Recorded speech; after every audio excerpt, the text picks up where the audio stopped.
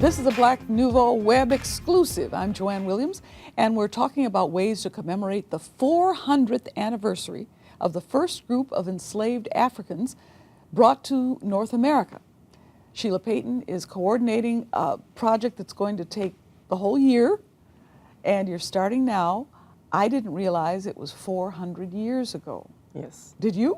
I did, because I'm a history buff, but it didn't really hit me until I was talking to Reverend Powell, who had this idea of how to commemorate it.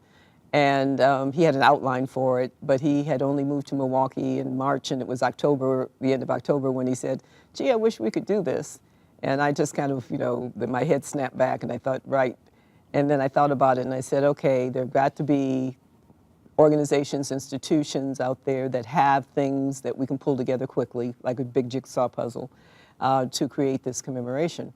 And as I sat down and started making a list of potential participants, I was amazed at the number of people, and organizations that could possibly do this. And so we wrote a letter to them and said, this is what we're trying to do. And basically it's in two categories. One is we want to not only commemorate the arrival, but we also want to talk about and also talk about the challenges that occurred as a result of the arrival, but also talk about the triumphs over adversity, the contributions, the impact, and the influence of Africans in this country, and in a variety of ways.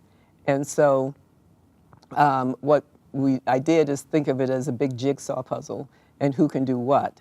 So we have organizations like the Art Museum, the library, the Public Museum. We have COTHI, we have No Studios, we have the America's Black Holocaust Museum and the Wisconsin Black Historical Society Museum. We have smaller groups like the Milwaukee Children's Choir and the New Jubilee Singers. We have the the Inventors Gallery, which tells stories about all the inventions that were done by African Americans. And what we're trying to do is to broaden the narrative of what Africans, being African American in this country means, and the contributions that we've had. Because basically the narrative now is we were brought over as slaves, we were freed, then we had a small time of Reconstruction, then we went to Jim Crow, then we had the Civil Rights Movement, and now here we are in 2019. And there's so much other stuff going on. And this I just heard on NPR recently that a man died in November, and anybody who drags their garbage carts down to the curb need to know that that garbage cart was designed by an African American. Most people don't know that. In 1854, there was a woman by the name of Elizabeth Greenfield who had been enslaved. She had a beautiful voice. Somehow I managed to, have somebody take notice of her. She got some training for her voice. She was the first, in 1854, was the first African American to do a command performance for the Queen of England. And then you have two self-made millionaires, one male, one female, who made their millions in the first decade of the 20th century. So those kinds of stories normally don't get told. Talk about a jigsaw puzzle. You have a huge jigsaw puzzle to put together, not only in bringing people in Milwaukee together to help with the commemoration, but in bringing all the stories together. Who's helping you with this? Is it just you? Me.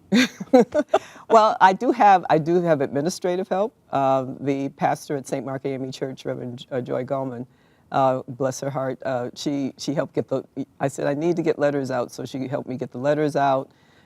She helped me get the logo designed and the web page up on their web page. Whenever I go in and when we had meetings to see if there was enough interest in doing something like this, the church was open for that. So I am sure between now and the end of 2019, we are going to hear a lot more from you and about this project. So we will stay tuned and see what there will be to see in Milwaukee. Thank you very much for talking with us today on this Black Nouveau web exclusive. And thank you for having me.